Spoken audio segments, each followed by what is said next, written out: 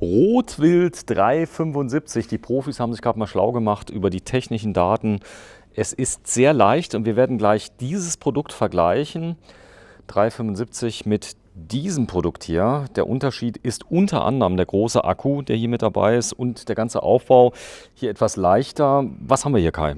Also, wir haben den Rotwild Trailkönig, den RX 375. Und ja, warum haben wir das gerade angesprochen? Wir hatten nach unserem letzten Video mit dem 375er Akku, es kamen halt viele Kommentare, für so viel Geld nur so viel Akku, und wollen hier noch mal einfach so ein bisschen erläutern, warum der Kaufpreis sich jetzt nicht an der Größe des Akkus bemisst oder umgekehrt. Das macht in dem Fall keinen Sinn. Es geht hier einfach um unterschiedliche Handlings des Rades, um unterschiedliche Philosophien auch und unterschiedliche Wünsche der Kunden am langen Ende. Also wir haben hier ein Rad mit 150 mm vorne, 140 hinten, durchgehend 29. Also das typische All-Mountain, würde ich jetzt mal sagen, in einer schnellen Geometrie, aggressiven Geometrie. Und das aber, wie gesagt, mit dem Shimano-Motor dann und dem zunächst mal gedacht kleinen Akku, den man aber auch ganz leicht durch einen zweiten Akku ergänzen kann. Der Hintergrund ist nur der folgende. Du kannst im Prinzip bei Rotwild letztendlich wählen. Es gibt das RX-Modell, wenn du mal hier drauf zeigst, auch mit dem Prose-Motor und dem großen 750 Wattstunden Akku, also quasi genau das Doppelte. Der Unterschied ist natürlich zum einen auch mal dann das Gewicht, was wir jetzt mal rausmessen können, was die Räder im Vergleich wiegen. Du hast ein Gewichtsmessgerät dabei, wenn du Genau. das mal gerade nimmst, auch Waage genannt. Waage. Und wir werden mal, der Andi hat bereits schon Erfahrung mit dieser Waage. Der war auch schon heute Nacht im Fitnessstudio, hat den ultimativen Wiegetest, werden wir jetzt durchführen. Hast du die Waage auch eingeschaltet? Nee, also nicht. So.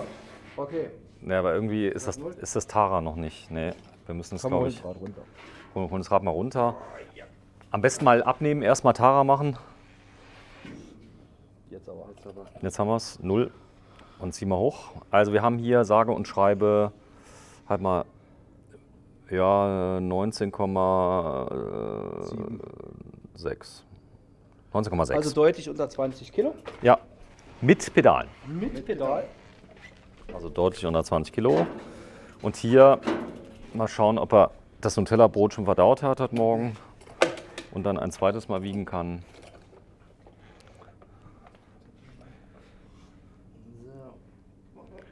Damit ihr auch seht.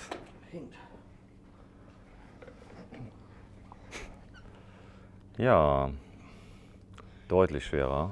Ja. So, also geht so Richtung 3 Kilo mehr Gewicht. Jetzt kann man sagen, okay, 3 Kilo mehr Gewicht ist nicht die Welt, aber du musst immer sehen, letztendlich ist es das Sportgerät, was du ja doch die ganze Zeit dynamisch unter dir bewegst. Und das heißt nicht, dass das Rad schlechter ist. Du hast hier natürlich die volle Bergauf-Performance, die volle Reichweite, aber es gibt ja auch Leute, die einfach den Motor wirklich nur auf minimale Unterstützung nutzen, das wirklich nur als leichten Rückenwind nutzen. Und für den Kunden ist das hier genau das richtige Rad. Und da geht es ja dann nicht, ob ich wie viel Akkuleistung bekomme ich fürs Geld. Also das ist einfach der falsche Ansatzpunkt. Darf ich dazu was sagen? Der Akku ist so klein, dass man sogar 2 Ersatzakkus mitnehmen könnte. Das heißt also, wenn ich jetzt, der Akku wiegt 1,9 Kilogramm nur, hat 375 Wattstunden. Wenn ich davon 3 Stück mitnehme, einer jetzt im Fahrzeug und habe noch 2 dabei, dann habe ich 1000 Wattstunden. Damit komme ich irre weit und kann den EP, ist der irgendwie kastriert, der EP von der Leistung? Also nicht automatisch. Du kannst allerdings im Programm einen zweiten Modus wählen. Kann ich dir gerade mal hier zeigen. Gehst du mal aufs Display. Wir gehen ins Menü. Achso, Moment. Ja, der Achso, wir sind. Der Baldi hat mal klug geschissen wieder mal. Ja, ich scheiße öfter mal klug. So, wir sind Unterstützungsanpassung und jetzt kannst du hier auf Profil 2 gehen und dann hast du tatsächlich ein reduziertes Drehmoment am Motor und natürlich dann auch weniger Energieverbrauch. Das ist das, was man. Das hier ist ja jetzt, ich sag mal, auch vom Motor her so die eierlegende Wollmilchsau. Er ist sehr leicht, er ist sehr stark. Ist der stärkste Motor? Nee, sag mal, der Prose hätte jetzt noch 5 Newtonmeter. Nein, unter Shimano. Achso, ja klar, es ist der EP8, genau, mit 85 Newtonmeter. Das ist der stärkste Motor von Shimano, der auch, sagen wir, vom Fahrprogramm her weiter einfach der Mountainbike-Motor ist. Ne? Ist leise? Er ist leise, Aber entscheidend für mich war eigentlich, als der rauskam, er war ja der Erste, der dann so einen adaptiven Modus hatte. Ne? Der hat ja im Prinzip nur 3 Unterstützungsstufen, Eco, Trail und Boost. Und dieser Trail-Modus ist adaptiv. Das heißt, die Elektronik erkennt sozusagen, wie viel Power wird am Hinterrad benötigt und steuert die entsprechend bei. Und das hat von Anfang an super funktioniert. Andere bekannte Hersteller mussten dann dementsprechend erstmal nachlegen. Software-Updates machen, beziehungsweise das ist der EMTB bei vielen, oder? Richtig. Also der erkennt das. Ja. Wenn du mir mal kurz beschreibst, mal Baldi, was heißt das Automatik, der erkennt das? Klappt das in der Praxis wirklich? Sehr gut sogar. Also der misst ja sowieso immer die Trittfrequenz plus die Trittkraft, die ich aufs Pedal lege. Und davon errechnet er halt, wie weit dass er dich unterstützen muss und kann dadurch halt quasi variieren von der Unterstützungs... Also wenn du jetzt einen Berg hochfährst oder du brauchst mal ganz schnell, weil du einen Steilhang hast und dann brauchst du die Leistung sofort, dann musst du nicht hochschalten. Genau so. Und wenn ich dann auf der anderen Seite wieder den Hang runterfahre, dann braucht er mich ja fast gar nicht unterstützen und dann bleibt er halt auch in so einer Art Leerlauf zum Beispiel drin. Du hast ja noch einen anderen Faktor, zum Beispiel, sagen wir wirklich im Gelände, Thema Hindernisüberwindung. Jetzt nehmen wir an, du fährst jetzt nur auf Boost. Ist natürlich im ersten Moment easy, du kommst überall leicht hoch. Kann ja passieren, dass in bestimmten Fahrsituationen, dass das Hinterrad dann einfach durchrutscht. Ne? Und das ist unangenehm, dann bist du schnell mal mit der Brust auf dem Lenker gelandet. Und das macht also der EMTB, macht das also insoweit so geschickt, dass das nicht passiert. Es kommt immer genau so viel Kraft am Hinterrad vom Motor an, wie eben benötigt wird, aber nicht mehr, nicht weniger. So, wir zeigen mal gerade Fox-Ausstattung, eine Fox 36, eben hatten wir eine 38er bei dem etwas größeren Modell. Der Federwerk, du hast gesagt All Mountain, das bedeutet, das ist ein tolles Rad für alle Anwendungen, oder? Mehr oder weniger? Das ist eigentlich das Rad, wenn du jetzt keinen total spezifischen Einsatzbereich hast, wie jetzt nur Cross-Country-Rennen oder nur Downhill. Alles andere deckt eigentlich dieses Rad ab. Das ist ein hochwertiges Sportgerät, ein schönes Geschenk für einen, zum Beispiel einen 14-Jährigen oder eine 14-Jährige. Genau. Gibt es auch in Größe S, das Modell. Nein, ist das was, dass hier Kids stehen und sagen, hey, mein Rad? Also ich meine, das kennen wir schon vom Downhill-Sport her, dass doch manche Kids oder halt eben die Eltern bereit sind, dort doch massiv Geld auszugeben.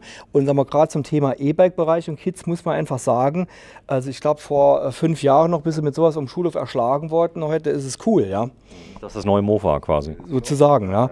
Also ist leider so ein bisschen der Fakt, dass der Markt bisher also maximal bis 24 Zoll runtergeht. Ich habe schon mit Herstellern gesprochen, also ich könnte mir auch vorstellen, mit einem kleinen, leichten Motor, dass man auch in 20 Zoll schon mal mit sowas macht. Weil ich meine, wenn jetzt die ganze Familie mit dem E-Bike fährt, warum soll der Kleine hinterherhecheln? Gerade wenn er Spaß dran hat und das Ganze dann kommt. Klar, das ist natürlich jetzt auch für Betuchte was, aber mein Sohn, seitdem er mit dem Fahrrad in die Schule fährt, hat schon gefühlte 2 Kilo verloren.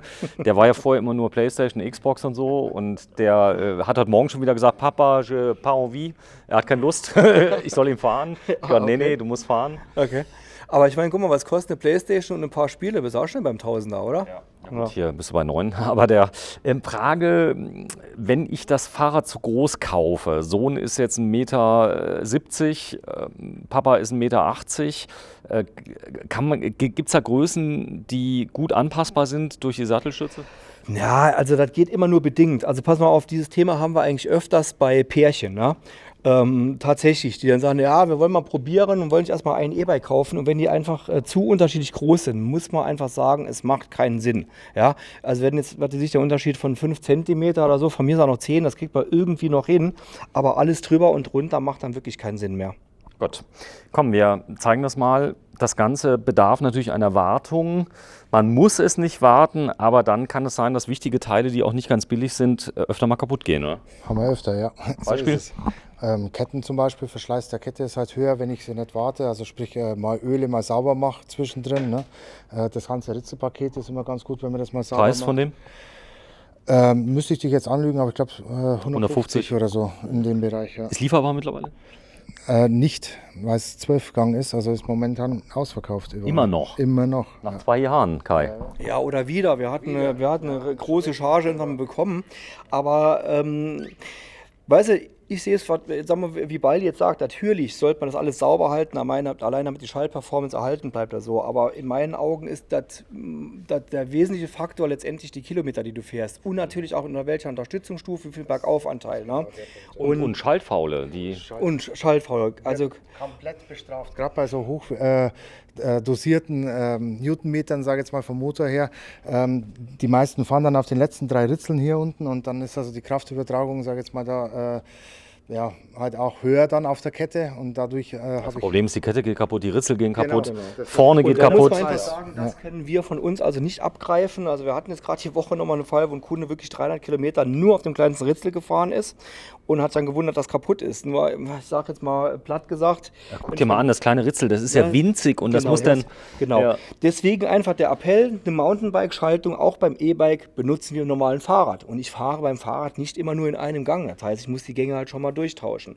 Und dann, was ich aber eigentlich darauf hinaus wollte, in der Regel halten die Ketten, sagen wir so 15 Kilometer ist meistens so der Durchschnitt, kann man sagen. Wir empfehlen aber, dass man spätestens bei 1000 zum ersten Mal kommt zum Durchmessen, weil wenn ich die Kette rechtzeitig tausche, dann kann ich auch meine Ritzel lange fahren. Wenn ich auch viel fahre, 1000 fahre ich ja in 2 Wochen. Ja, pass auf, es geht ja darum, es kann ja durchaus sein, dass eine Kette länger hält, aber 1000 ist meistens so die untere Grenze, wo oftmals die Kette dann doch schon mal frühzeitig verschlissen ist. Und das Problem ist einfach, wenn du dann weiterfährst, dann machst du hinten halt die Ritzel auch kaputt. Okay. Und um dem vorzubeugen, komm lieber mal kurz rein und wir messen durch, oder man kauft sich eine entsprechende Kettenmesslehre und kann es selber durchführen. Wichtig ist die Einstellung, Luftdruck in der Gabel und im Dämpfer, das kann man gar nicht oft genug sagen, ist professionell testen lassen. Wenn man einen Rucksack anhat, der 3 Kilo wiegt, dann verhält sich das Fahrrad ganz anders. Genau so ist es, ja. Ich habe ja wesentlich mehr Sack danach drin in den Dämpfern und habe dadurch halt auch weniger Performance vom Dämpfer selber her. Ne? Die meisten kaufen sich einen teuren Dämpfer und fahren jahrelang falsch eingestellt damit und da hätten sie auch einen billigen kaufen können, oder? Ja, also man darf ja nicht unterschätzen, gerade beim Dämpfer, also es ist ja so, der Dämpfer ist ja übersetzt, ja. Das heißt, der Hub des Dämpfers bildet ja nicht den Federweg ab, sondern Hub des Dämpfers mal Übersetzung vom Hinterbau. Bei der Gabel hast du hier 1:1. Alles jetzt mal beiseite lassen, es geht einfach darum, im Dämpfer haben wir nochmal wesentlich höhere Drücke als in der Gabel. Und das muss man regelmäßig kontrollieren, weil da gehen bis zu 15, 20 Bar sind da zum Teil drauf und natürlich diffundiert der Luft nach außen und die Luft wird weniger mit der Zeit. Und muss ich sagen, wenn ich am Gardasee, im Finchgau oder wo auch immer bin, es ist unglaublich, wie viele Leute da mit einem platten Dämpfer rumfahren. Und das ist nicht nur der Funktion abträglich, das ist auch gefährlich, weil du unter Umständen im Gelände mit dem Pedal anschlägst oder sonst was, weil du völlig tief im Fahrrad hängst. Also kann man nur sagen, Leute, kontrolliert eure Dämpfer. Es ist relativ einfach. Man kann ja zumindest mal, jetzt mal ganz grob gesagt, etwa 1/3 von dieser Stange etwa sollte dieser Gummi stehen, wenn ich das Rad nur mit meinem Gewicht belaste. Das ist jetzt ganz grobe Richtlinie. Es ist wurscht, aber wenn ich mich aufs Rad draufsetze und der Dämpfer sackt so weit ein, also dann muss ich was tun. Das heißt, der federt noch, also ich habe noch ein bisschen Federung, Natürlich, aber du sitzt halt auf dem Rad und der Hinterbau ist schon zur Hälfte komprimiert, ohne dass ein Hindernis oder irgendwas kommt und dann dadurch senkt sich ja dann auch das Tretlager alles hochgefährlich. ab, Das heißt also, ein Baumstumpf, wo du drüber fährst, bleibst du hängen. Ein Stein oder irgendwas, du knallst voll mit dem Pedal dagegen und dann machst du einen Abflug ohne Ende. Liebe Zuschauer, wenn euch das schon passiert ist, ja, dann ist wahrscheinlich die Luft im Dämpfer draußen. Das ist also wirklich so. Dann ist nicht das Fahrrad oder du bist zu sehr in die Kurve gefahren. Also es gibt auch andere Gründe wie die Talentfreiheit. Aber trotzdem, es ist einfach der Appell, einfach mal kontrollieren. Ich glaube, ich muss das mal machen. Bitte nicht nachfüllen, ich meine, das ist jetzt lächerlich, aber die Fox-Kunden sind ja oft Anfänger, die sich so ein Ding kaufen. Das war ja früher so, das waren immer Cracks, die dann darauf umgestiegen sind. Heute ist auch der etwas Unbedarfte, kauft sich ein High-End-Rad direkt als erstes. Klar, du hast, sagen wir, wenn man jetzt das Fahrwerk hier jetzt betrachtet, ist es relativ einfach. Ne? Da hast zum Beispiel in der Druckstufe hast du jetzt hier nur 3-stufig. Das heißt, du hast ganz geöffnet, hast dann noch eine mittlere Position, die so die Wankbewegung ein bisschen ausfiltert und dann noch nahezu geschlossen und an der Gabel das Gleiche. Bei dem G-Modell, was wir vorhin hatten, sag mal. Da hast du zum Beispiel jetzt hier einen Dämpfer. Da kannst du die Zug- und Druckstufe, da brauchst du sogar Werkzeug dazu, in High- und Low-Speed einstellen. Also das hier ist ein Dämpfer, wenn ich es genau machen will, brauche ich mit dem Dämpfer eigentlich einen Tag im Bikepark auf einer Strecke, um den genau abzustimmen. Tagessatz bei dir, was kostest du? Kommt drauf an. 3,5, langt das? Ich wollte gerade, ja. Nee, ich meine, das kannst du so nicht machen. Wir können hier. Also da brauchst du Profis. Viele sind ja Vereine, können dir helfen. Ich hätte einen guten Spruch gehabt, aber dann geben sie ja hier Sexismus und so weiter. Nee, pass auf. Wir können hier für unsere Kunden immer nur eine Grundeinstellung machen. Man muss ganz klar sagen, das hier sind Fahrwerke, die sind so aufwendig, wenn ich das ausnutzen will, muss ich mich dann über die Feinheiten, weil das bestimmt ja auch der Fahrstil und so weiter, der Streckenprofil, dann muss ich mich schon selber damit auseinandersetzen. Wir machen für unsere Kunden hier ein Grundsetup, mit dem er erstmal loslegen kann. Wenn er will, das Fahrwerk vollends in seinen Möglichkeiten ausnutzen, muss er sich selber reinfuchsen. Und das braucht Zeit, das muss ich wollen. Baldi, komm mal zu mir. Fährst du noch irgendwas anderes als Fahrrad, sportlich gesehen? Machst du irgendwas anderes? Machst du zum Beispiel Windsurfen oder Nö. Also ich mache nur Fahrradfahren, ja. was noch Fahrradfahren? Weil ich hätte jetzt gern von dir irgendwelche Marken mit Sportgeräten, zum Beispiel Skier, die vergleichbar sind. Ist das hier so der High-End Atomic Ski quasi, wenn ich Ski fahre? Ein 911er vom Atomic zum Beispiel, ja. Oder hier bei Porsche wäre das jetzt der 911er. Das ist schon wirklich ein Beispiel, Sportgerät, aber dann ein GT3 zum Beispiel. Sehr Leichtbau, richtig, viel Leistung, aber kein Radio.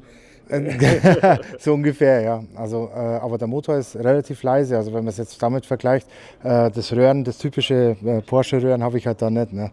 Ja klar, das gibt's nicht. So, kostet 8.999 €. Wir haben es ja eben gezeigt. Sehr leichtes Rad. Alternative dazu haben wir schon ein Video gedreht, RX 750 Ultra. Wobei Jetzt, das Ultra ja eigentlich, also muss ich tatsächlich noch sagen, hat die wesentlich leichteren Komponenten drauf. Ne? Also leichteren Laufradsatz, höherwertig. Das wäre noch schwerer, also wenn die. eigentlich, wenn ich jetzt die gleichen Komponenten da drauf machen würde, also dann sind vielleicht 5 Kilo. 4 oder 5 Kilo sogar Unterschied. Ne? Also, bitte schaut da nicht drauf. Und ganz wichtig ist, denkt vielleicht dran, dass ihr also hier ja auch noch die Batterien austauschen könnt. Hast du einen Preis von einer Ersatzbatterie oder gibt es sie? Es gibt die als Ersatz und jetzt muss ich dich komplett anlügen, den habe ich nicht im Kopf im Moment. Also Ich kann den Kai ja gleich mal fragen, der hat gerade einen Kunden, was da ist. Guck mal hier, ein Ghost, was irgendwie kommt, wird gerade eingeliefert. Heute ist nämlich Montag. Montag hat er geschlossen, nicht, dass die Leute wundern, dass hier keiner drin ist. genau, da haben wir eigentlich Ruhetag. Ja, deswegen drehen wir auch heute. War viel los die letzten Wochen? Enorm viel, ja. Also, Ja, ihr habt High-End, muss man auch fairerweise sagen, kostet 9.000 €. Aber wo geht's denn los bei Fullies, wenn ich jetzt sage, hier, ich will trotzdem Fully haben, aber ich habe nur 4.000 € oder 3.000. Gibt's da was? ja, für 4,5 ungefähr. Sag mal, wo? Müssten wir vorne, wenn wir was, ne, ich glaube, da haben wir im Moment nichts da. Kai, wenn du mal gerade so lieb bist, mal nachguckst, Preis von dem Ersatzakku, dass du mal ungefähr mal eine Hausnummer sagst, was der im Moment kostet, dann gehe ich Von welchem? von dem RG. Pass auf, wir haben die Akkus tatsächlich einzeln schon geliefert bekommen. Genau, wenn du mal kurz reinschaust, ich mache mit dem Baldi mal ganz kurz, wir zeigen mal gerade ein Fully für Wir haben tatsächlich kein Hast du noch Beispiel im Hardtails? Moment. Ich habe momentan nur die Hardtails da stehen. Hardtails geht wo los? Hardtail ist aber jetzt ja, so bei 3,99 zum Beispiel das hier. Mit dem Motor. Ja, mit Mittelmotor. Wir haben nichts anderes mehr da. Wir haben Ach also so. tatsächlich nur noch Mittelmotoren. Sehr schön. Also ihr habt auch keinen Hecknamenmotor. Also es ist ja teilweise in den, sag mal, in den ganz günstigen Läden kriegst du für 1.099 mit Heckmotor, muss man auch dazu sagen. Das kannst du überhaupt nicht vergleichen. Ja? Nö, gar nicht. Also es ist ein komplett anderes Fahrgefühl. Der Motor läuft auch meistens nach, wenn es ein Heckmotor ist. Ich habe ein bisschen anderes... Auch nicht die Unterstützung durch das Getriebe, das fällt ja auch weg. das fällt weg, genau. Ja, das ist so. Das heißt, der Motor strengt sich immer zu 100% an. Der ist immer komplett dabei dann, ja. Okay, so ist es. Ja, hier vorne ist es. Also, ein optimales Sportgerät, wenn Sie Lust haben, kommen Sie doch mal nach Boos, B-O-U-S. Und der Kai-Preis? 749 €. Wobei man da halt dazu sagen muss, er ist halt im Carbongehäuse. Also ist im Carbongehäuse, kostet 749 €. Gut, jetzt bauen die ja auch da keine 50.000 von, wie vielleicht bei Bosch, wo das immer der gleiche Motor ist. Nee, weil das ist ja ein Akku, der wird ja spezifisch für Rotwild gefertigt. Also es ist kein Shimano-Akku, sondern es ist ein BMZ-Akku. Und wie du schon gerade angesprochen hast, dann noch mit Carbongehäuse. Genau, das ist es halt. Es sind halt eben einfach geringe Stückzahlen. So, da ist es drauf. Nobby Nick, ist das die Wahl im Moment? Also es ist ein guter Allrounder, ja. So, Kai, Öffnungszeiten dienstags bis samstags. Ihr habt es einfach gemacht, 10 bis 18 Uhr. 18 Uhr durchgehend. Das ist so. Heute drehen wir am Montag, da ist geschlossen. Also stehen immer noch Leute montags mit der Plattennase? Ja, wie du gerade gesehen hast, sogar unser Vermieter. Aber ich muss einfach sagen, wir ziehen es wirklich durch, weil es ist sowohl für unsere Kunden, finde ich, als auch für uns. Ich meine, wir sind immer noch ein kleines Fachgeschäft. Na, wir haben jetzt keine Teams, die wir jetzt durchtauschen können. Und dann 7 Tage die Woche wäre ein bisschen viel, gerade in der Saison. Weil 6. wir den Montag dann noch, wieso? Ja gut, ja, okay, sonntags. Ich wollte gerade hier, dass er sich wundert, dass ein Tag fehlt. Genau. Wegen dem Arbeitsgerichtsprozess. Ja, genau. Die dürfen noch mal in Urlaub eigentlich, deine Mitarbeiter? Nee. Das heißt, wann haben Sklaven frei? Hallo. So, da zeige ich es. Also, da ist es 375. Heißt wie genau? RX. RX 375. So, Genau. danke fürs Einschalten. Kai Gimler Bikes in Boos. Tschüss Baldi. Tschüss Kai. Ciao.